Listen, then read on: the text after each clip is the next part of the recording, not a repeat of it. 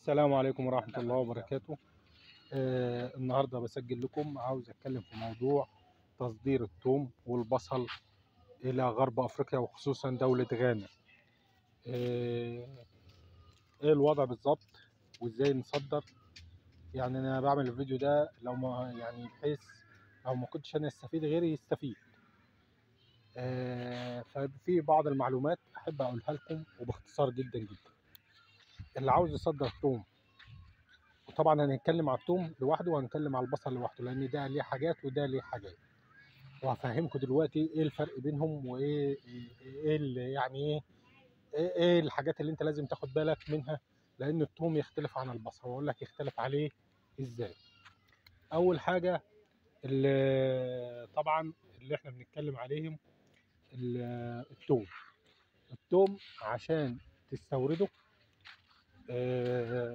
لغانا لازم تكون في شويه معلومات عارفها باختصار عشان ما نتكلمش في حاجات كتير.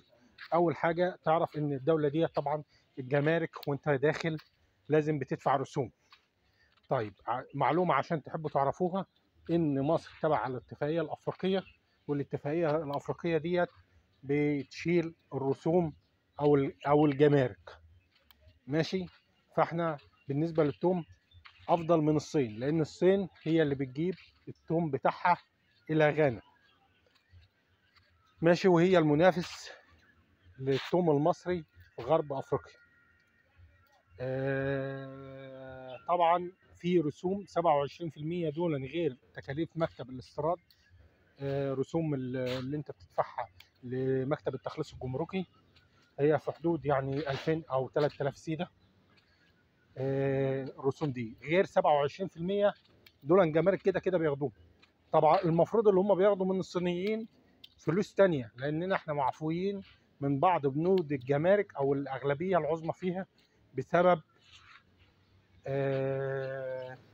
احنا تبع الاتفاقيه الافريقيه. يعني هم بتوع الصين لما بييجوا يصدروا هنا بيتاخد عليهم 100% من ثمن البضاعه.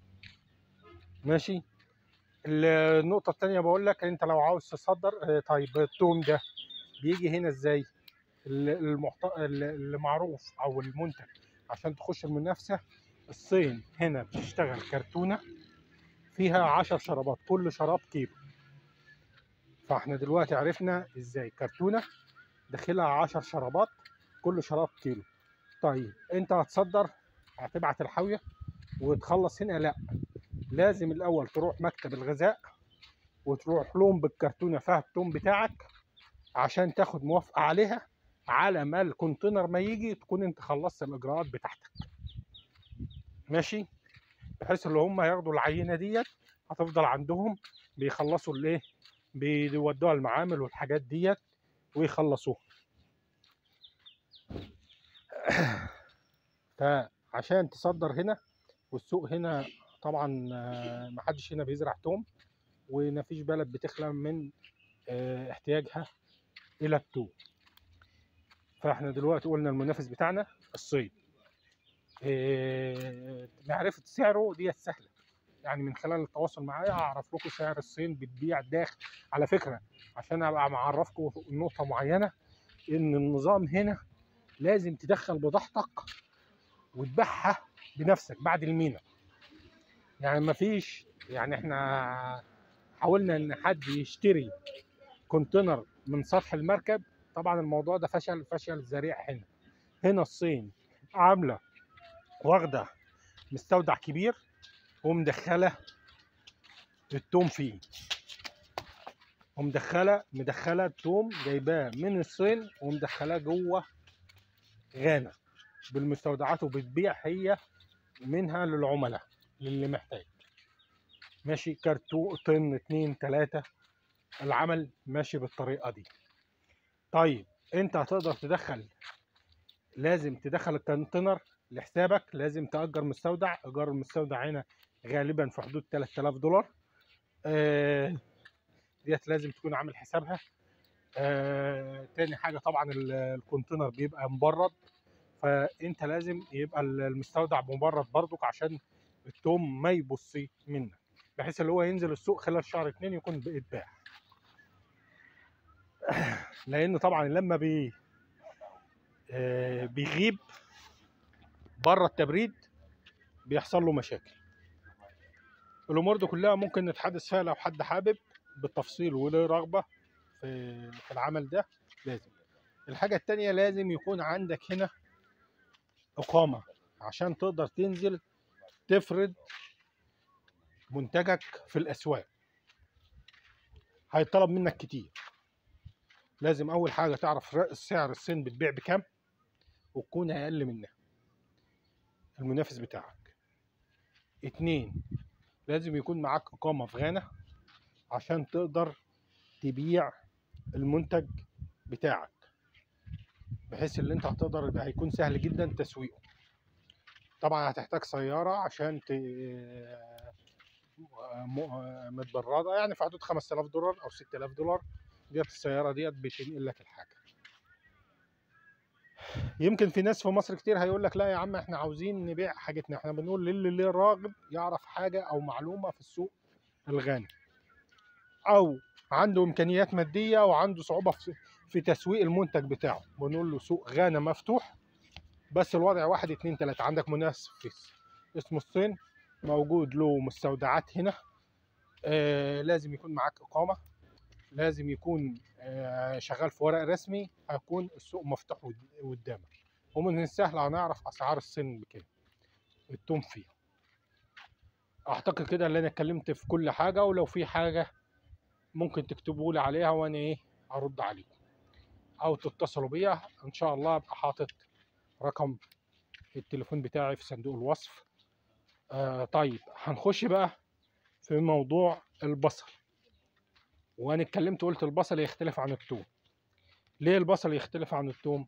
لان الثوم المنافس بتاعنا الصين، فبيجي طبعا من مراكب وبيجي من الصين بقى مشوار. فاحنا لازم برضو نعرف سعر الصين اللي بيبيعوه داخل غانا عشان نتعامل ونعرف ونمشي سعرنا بكذا. البصل بقى يختلف بقى. نتكلم في البصل ده عندنا هنا النيجر تعتبر زي نمرة البصل كده عندنا في المحل. هي نمرة البصل بتاع افريقيا. نمرة البصل اللي هي في المحلة في الغربية، محافظة الغربية. طبعا البلد دي مشهورة بالبصل، حتى اتسمت نمرة البصل. الناس المحصول الرئيسي بتاعهم هو البصل، وبيخزنوه وبيصدروه كلام من ده. البصل عندنا هنا عشان تبتدي فيه تصدير لازم تبتدي من اول شهر 9 او 10. يكون نيجيريا خلصت المحصول بتاعها، لانه رخيص عن هنا وبيطلب كتير. بس برضك نفس الطريقه اللي انا بقول لك عليها، لازم تدخله جوه غانا. لازم تدخله جوه غانا. هتتكلم مع ناس وهتتكلم كده، كل الناس هيقولوا لك وماله، هات لنا، صدر لنا، هات لنا وهنديك الفلوس تاني. مفيش هنا امان. سلم بضاعتك تستلم فلوسك. سلم بضاعتك تستلم. ما انت عاوز قد ايه خد اديني فلوسي.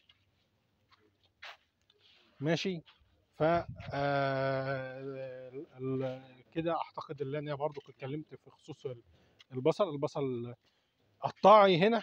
لو نزلت السوق بيه هتبيع، هتكسب اضعاف. يعني احنا لما جينا نتكلم على البصل ونشوف اسعاره هنا، بسم الله ما شاء الله، يعني لو عملت اقامه ونزلت ربنا هيكرمك جامد. لو جيت تديله لتجار الجمله اعتبر ان 90% من المكسب هيتاكل عليك. ماشي. فلو حد راغب سواء من الناس المصدرين للبصل او الثوم، او تتعمل جمعيه او شركه يتولاها الناس يبقوا مشتركين مع بعض، هيبقى فتحة سوق على الناس كتيرة جدا جدا جدا جدا.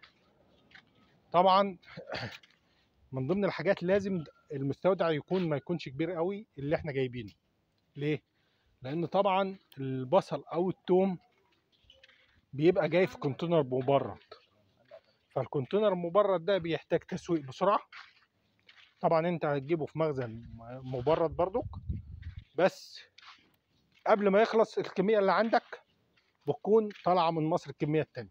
وطبعا يعني مع الشغل بتبقى انت عارف المده، كميه التسويق بتاعتك قد ايه، بتزيد اسبوع بتقل اسبوع، كميه المده اللي بيطلع منها الكونتينر في مصر على ما يوصل لك قد ايه.